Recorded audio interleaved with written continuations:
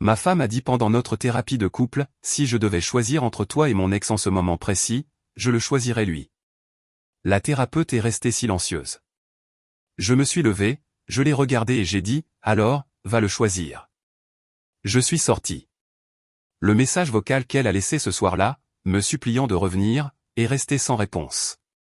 Je m'appelle Thomas, j'ai 36 ans et je suis marié à Camille, 34 ans, depuis 7 ans, et nous sommes ensemble depuis 9 ans au total. Nous n'avons pas d'enfants. Elle disait toujours qu'elle n'était pas prête, repoussant l'échéance année après année, et je respectais cela parce que je pensais que nous avions le temps. Avec le recul, c'était peut-être un signe auquel j'aurais dû prêter plus d'attention. Peut-être qu'elle n'a jamais envisagé d'avenir avec moi.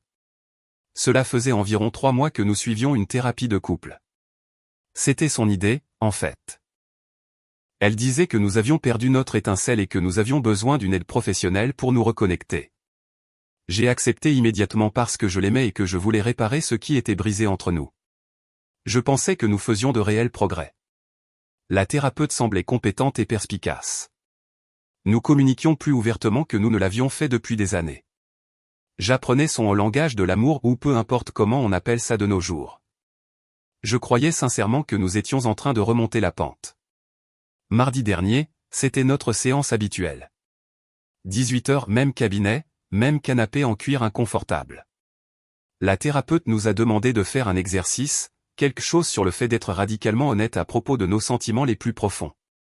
Un espace de vérité sécurisé, comme elle l'appelait. Pas de jugement, pas d'interruption, juste une honnêteté brute de la part de nous deux. Camille a commencé. Elle a parlé du fait qu'elle se sentait déconnectée ces derniers temps. De la façon dont elle se demandait parfois si elle ne s'était pas rangée trop vite en m'épousant. De la façon dont la passion et l'excitation de sa vingtaine lui manquaient. Des choses normales, pensais-je. Chaque mariage a des hauts et des bas. Chaque relation à long terme traverse des phases où l'excitation s'estompe. Puis la thérapeute lui a posé une question qui a tout changé en un instant, si vous pouviez revenir en arrière et faire un choix différent concernant votre vie, le feriez-vous? Camille est devenue silencieuse. Vraiment silencieuse. Le genre de silence qui vous noue l'estomac parce que vous sentez quelque chose de terrible arriver et que vous êtes impuissant à l'arrêter. Parfois, je pense à lui, a-t-elle dit doucement, presque en chuchotant. Mon ex, celui d'avant toi. Je savais exactement de qui elle parlait. Il s'appelait Antoine. Ils étaient sortis ensemble pendant 2 ans quand elle avait environ 25 ans. Il avait rompu avec elle, il avait déménagé pour une opportunité professionnelle et ne voulait pas de relation à distance. Elle avait été complètement dévastée quand nous nous sommes rencontrés pour la première fois. Je l'ai aidé à guérir de ce chagrin d'amour. J'étais patient. J'étais gentil. J'étais tout ce dont elle disait avoir besoin. Ou du moins, c'est ce que je pensais. La thérapeute a hoché la tête, l'encourageant à continuer d'explorer ses sentiments. Je le suis sur les réseaux sociaux. Il est revenu dans la région il y a environ 1 an. Il n'est pas marié. Et je me demande parfois, et si les choses avaient été différentes? Et s'il était resté? Mon cœur battait si fort que je pouvais l'entendre dans mes oreilles. Mais je suis resté silencieux. Espace de vérité sécurisé, n'est-ce pas? C'est ce que nous avions convenu. L'avez-vous déjà contacté? A demandé doucement la thérapeute. Nous nous sommes envoyés quelques messages. Rien d'inapproprié. Juste prendre des nouvelles, voir comment l'autre va. C'était une nouvelle pour moi. Une nouvelle totale et complète. Elle n'avait jamais mentionné cela. Pas une seule fois au cours de l'année écoulée depuis qu'il était apparemment revenu. La thérapeute s'est tournée vers moi. Qu'est-ce que cela vous fait d'entendre cela? Avant même que je puisse ouvrir la bouche pour répondre, Camille a continué comme si un barrage venait de se rompre et qu'elle ne pouvait plus arrêter l'inondation. Je ne sais pas si j'ai épousé la bonne personne. Je t'aime. Elle m'a regardé avec des larmes aux yeux. Je t'aime vraiment. Mais je ne sais pas si je suis encore amoureuse de toi. Il y a une différence. Et quand je pense à Antoine, je me sens vivante, électrique, comme je me sentais quand tout était nouveau et excitant. La thérapeute s'est penchée en avant sur sa chaise. C'est un travail important. Explorons ce sentiment plus profondément. Si vous deviez choisir tout de suite, à ce moment précis, entre votre mari et votre ex, que vous dirait votre instinct? Je m'attendais à une hésitation. Je m'attendais à ce qu'elle dise qu'elle était confuse et qu'elle avait besoin de plus de temps pour assimiler. Je m'attendais à ce qu'elle dise que c'était compliqué et qu'elle ne savait pas. Je m'attendais à quelque chose qui reconnaisse les 7 années que nous avions construites ensemble. Au lieu de cela, sans perdre un instant, elle a dit, si je devais choisir entre toi et lui en ce moment précis, je le choisirais lui. La pièce est devenue silencieuse comme une tombe. On pouvait entendre le ronronnement de la climatisation. Le visage de la thérapeute est devenu complètement vide. Sa formation professionnelle a pris le dessus pour cacher sa réaction, mais j'ai vu la lueur de choc avant qu'elle ne la masque. Elle ne s'attendait pas non plus à cette réponse. Dans toutes ces années de pratique, elle n'avait probablement pas entendu quelque chose d'aussi brutalement honnête et dévastateur. Je suis resté assis là pendant peut-être 5 secondes. Ça a paru durer 1 heure. 7 ans de mariage. 9 ans de ma vie investie dans cette femme, à construire un foyer ensemble, à planifier un avenir, à nous soutenir mutuellement dans les moments difficiles. Et elle venait de me dire devant un témoin agréé qu'elle choisirait un type qui l'avait largué il y a des années plus tôt que moi. Je me suis levé lentement. Alors, va le choisir. J'ai attrapé ma veste au dossier de la chaise. Attends, ce n'est pas ce que je... Camille a commencé à tendre la main vers mon bras. Non. Je me suis dégagé de son contact. Tu viens de me dire, dans une thérapie de couple spécifiquement conçue pour sauver notre mariage, que tu choisirais ton ex plutôt que moi sans hésiter, sans même y penser. Qu'est-ce que je suis censé faire exactement avec cette information? Te supplier de reconsidérer? Être en compétition pour ton attention? Non. Tu le veux? Va le chercher. C'est fini. C'était censé être un espace sécurisé. J'étais juste honnête comme tu me demandes toujours de l'être. Et j'apprécie sincèrement l'honnêteté.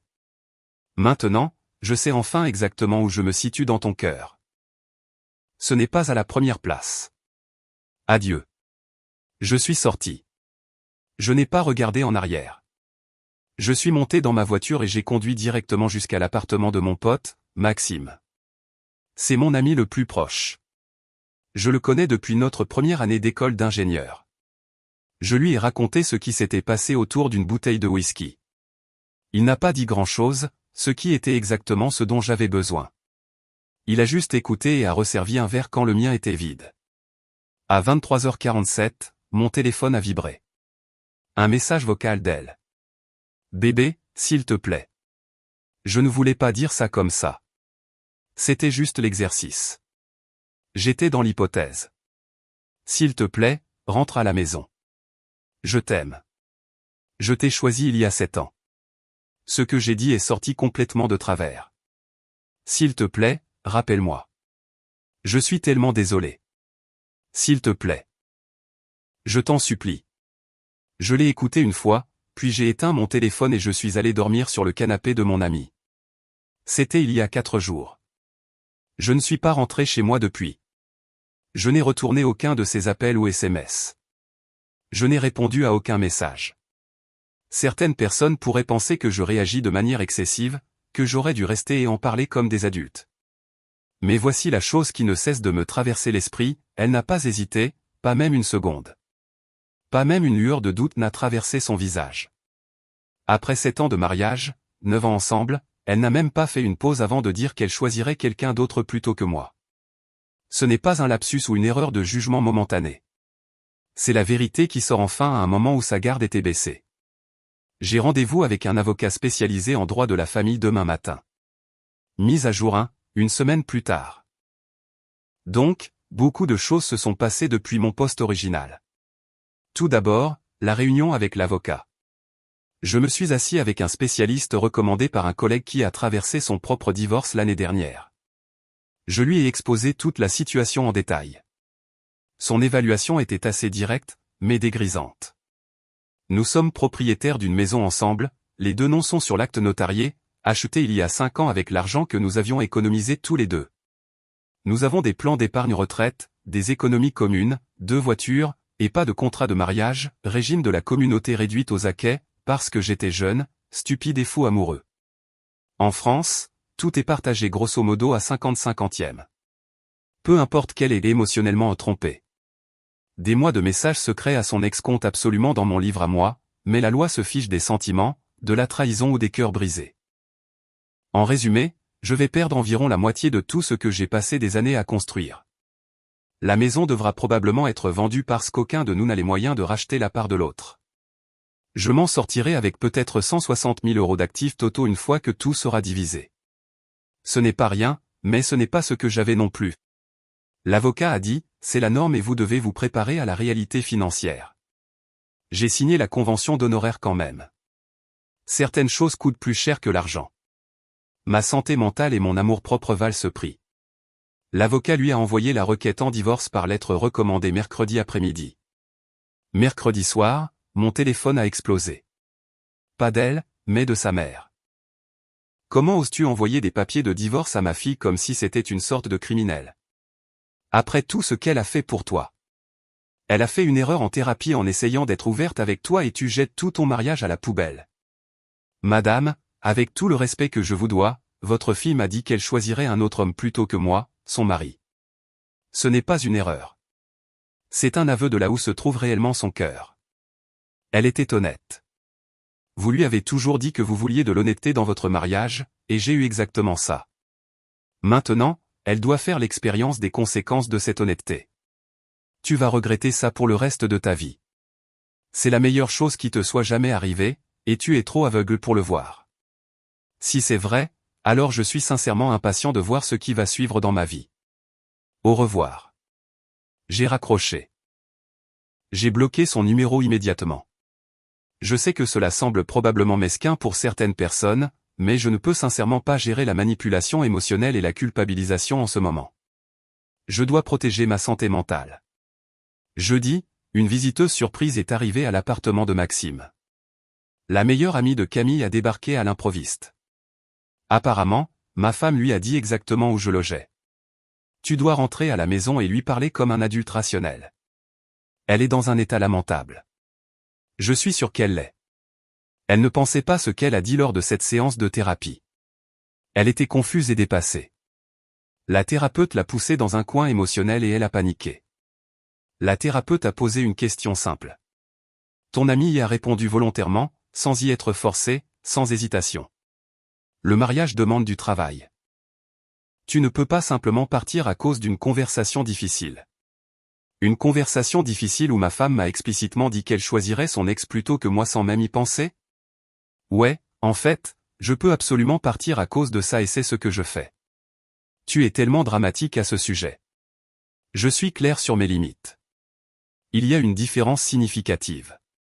S'il te plaît, pars. Elle est partie à contre-cœur, mais pas avant de me dire que je faisais la plus grande erreur de ma vie. Les gens adorent vraiment cette phrase, comme s'ils avaient une boule de cristal qui leur montrait l'avenir.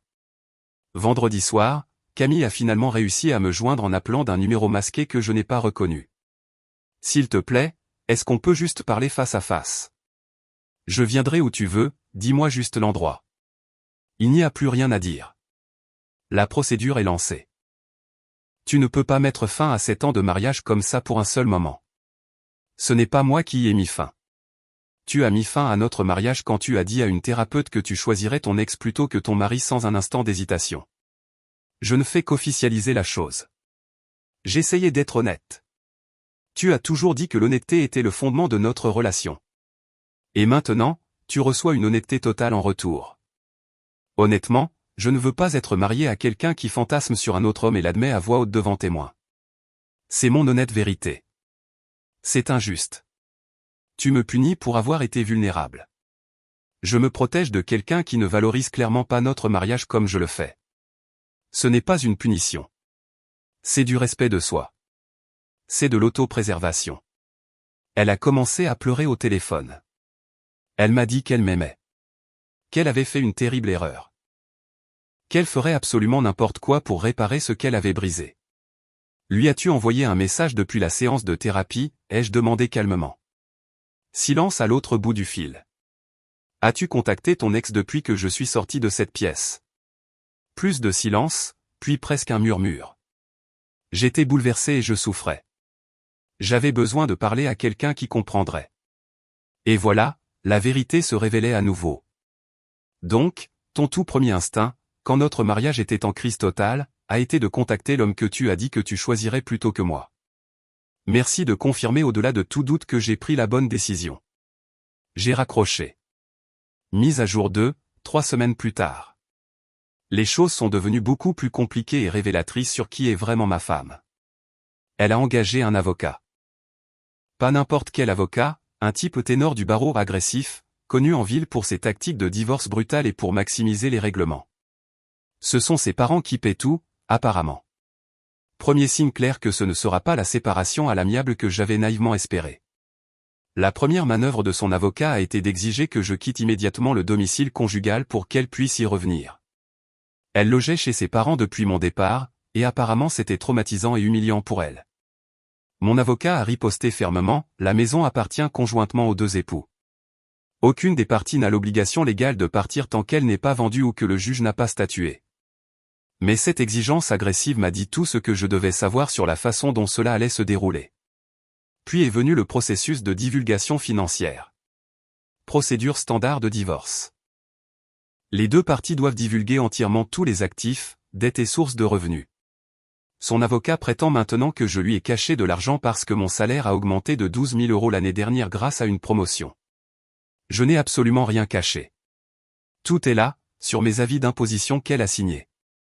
Mais ils essaient d'argumenter que j'aurais dû l'informer proactivement du potentiel de gains futurs et que la promotion représente une valeur cachée. Mon avocat dit que c'est juste de la posture. Ils essaient de négocier à partir d'une position de force fabriquée, mais gérer cela reste épuisant et coûteux.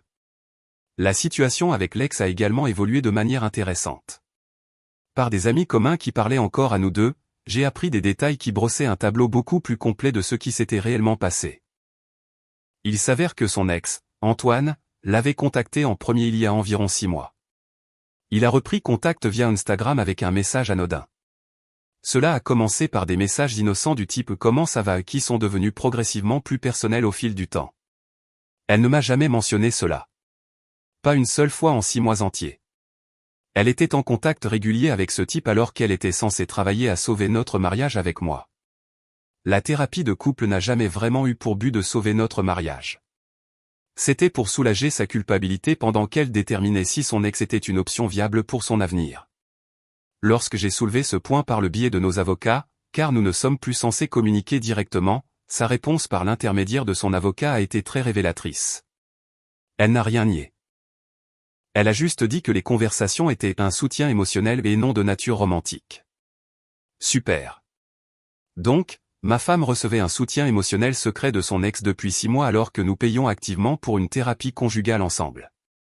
Comportement totalement normal et sain dans un mariage, bien sûr. Sa famille a été absolument implacable dans sa campagne. Son père a carrément appelé mon lieu de travail pour demander à me parler directement. Les RH ont dû intervenir parce qu'il s'est présenté 2 fois à l'accueil en exigeant de me voir. J'ai consulté mon avocat au sujet d'une ordonnance de protection, bien qu'ils disent que cela n'aboutira probablement pas à moins qu'il n'y ait un comportement menaçant documenté. Sa sœur a commencé une campagne de SMS à partir de plusieurs numéros différents que je ne reconnaissais pas.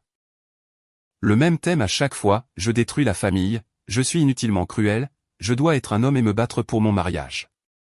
Apparemment, leur définition d'être un homme signifie accepter que ma femme préfère ouvertement quelqu'un d'autre et vivre simplement avec cette connaissance. Se battre pour garder quelqu'un qui ne veut pas être gardé ? Non merci. Mais c'est là que les choses sont devenues vraiment intéressantes et quelque peu satisfaisantes. Son ex, Antoine, ne s'intéresse pas vraiment à elle comme elle le pensait. Un ami commun qui connaît la situation m'a montré ses récentes stories Instagram. Il sort avec quelqu'un d'autre depuis 4 mois. Ça a l'air assez sérieux aussi. Photos de vacances ensemble, rencontres avec les familles respectives, tout le processus relationnel. Camille ne connaissait apparemment pas ce détail crucial ou a choisi de l'ignorer complètement tout en fantasmant sur lui. Donc, elle a fait exploser un vrai mariage pour un fantasme qui n'a jamais existé. Un type qui l'a largué une fois auparavant et qui n'est clairement pas disponible pour elle maintenant. Et elle a choisi ce fantasme impossible plutôt que moi. J'aurais presque de la peine pour elle si elle n'avait pas passé les 3 dernières semaines à essayer de me dépouiller financièrement tout en me peignant comme le méchant. La maison a été mise en vente la semaine dernière, affichée à 450 000 € sur la base des ventes comparables dans le quartier. Nous devrions chacun repartir avec environ 80 000 € une fois le prêt hypothécaire remboursé, en supposant qu'elle se vende à un prix raisonnablement proche du prix demandé. C'est la seule lueur d'espoir dans tout ce gâchis. Mon avocat dit que nous devrions être en mesure de tout finaliser dans les 2 prochains mois si elle arrête de contester chaque point mineur, mais son avocat continue de déposer des requêtes pour retarder et étendre les délais. Plus cela traîne, plus cela devient coûteux pour nous deux en frais juridiques. Mais ses parents financent toute sa stratégie juridique, donc elle n'a aucune incitation à être raisonnable ou efficace. Je loge toujours chez mon pote Maxime. C'est exigu et peu pratique, mais c'est temporaire. Une fois la maison vendue et ma part récupérée, je prendrai mon propre appartement. Je repartirai complètement à zéro. Je découvrirai qui je suis en dehors d'un mariage que je pensais sincèrement éternel. Mise à jour 3, 2 mois plus tard. Finale. C'est fait. J'ai signé les derniers papiers la semaine dernière. Officiellement divorcé après 7 ans de mariage et 9 ans ensemble. Le règlement final a été à peu près ce que mon avocat avait prédit depuis le début. La maison s'est vendue pour 435 000 €, un peu en dessous du prix demandé, mais le marché a été imprévisible ces derniers temps. Après le remboursement du prêt et tous les frais de vente et commissions, nous sommes chacun repartis avec environ 75 000 €. Les plans d'épargne ont été divisés exactement par la moitié. Elle a gardé sa voiture, j'ai gardé la mienne, les effets personnels ont été divisés en fonction de qui avait acheté quoi à l'origine, et de ce sur quoi nous pouvions nous mettre d'accord. Coût total du processus de divorce, environ 12 000 € en frais juridiques pour moi. Ses parents ont dépensé considérablement plus pour son avocat agressif, probablement près de 20 000 €. Cela valait chaque centime dépensé pour ma tranquillité d'esprit et pour tourner la page. Le dernier mois a été épuisant, mais aussi profondément révélateur sur qui elle est vraiment. Son avocat a tenté un dernier coup désespéré dans la dernière ligne droite, affirmant qu'elle avait droit à une prestation compensatoire continue parce qu'elle avait sacrifié des opportunités de carrière pour soutenir notre mariage et notre foyer. Mon avocat a démoli cet argument en 10 minutes chrono. Elle gagne 55 000 € par an en tant que chef de projet dans une entreprise réputée. Je gagne 75 000 € en tant qu'ingénieur. Nous n'avons pas d'enfants ensemble. Elle n'était pas une épouse au foyer qui a renoncé à sa trajectoire de carrière pour notre famille. C'était une professionnelle active qui gagne simplement moins que moi. Ce n'est pas un motif pour une pension alimentaire dans aucune interprétation raisonnable de la loi française. Le juge était tout à fait d'accord. Aucune prestation compensatoire accordée. Rupture nette pour les deux parties. Lors de l'audience finale, je l'ai vue en personne pour la première fois depuis presque 2 mois. Elle avait l'air fatiguée, usée par tout le processus, plus vieille d'une certaine manière que dans mes souvenirs. Sa mère était là dans la salle, me lançant des regards assassins à travers le tribunal. Son père était assis les bras croisés, secouant la tête en signe de désapprobation à chaque fois que mon avocat parlait. Sa sœur n'était pas présente. Apparemment, elles se sont disputées pour quelque chose de complètement étranger au divorce. Quand nous avons dû nous approcher de la table ensemble pour signer les papiers finaux, elle a essayé de me parler doucement. J'espère que tu sais que je n'ai jamais voulu que tout cela arrive. Je sais que tu ne le voulais pas. C'est presque pire, en fait. Qu'est-ce que tu veux dire? Si tu l'avais voulu, si tu avais tout planifié, au moins il y aurait eu une raison. Un calcul derrière tout ça. Au lieu de cela, tu as juste dit ta vérité dans un moment de vulnérabilité. Et ta vérité, c'était que tu choisirais quelqu'un d'autre plutôt que moi.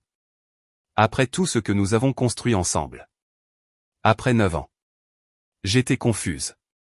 Je suis toujours confuse à propos de tout. Alors j'espère sincèrement que tu trouveras de la clarté un jour. Vraiment. Mais tu ne la trouveras pas avec moi. Elle a commencé à pleurer doucement. Sa mère s'est précipitée immédiatement, me foudroyant du regard comme si j'avais personnellement causé tout cela, comme si j'étais le méchant de leur récit familial. J'ai signé mon nom sur la dernière ligne et je suis sorti du tribunal.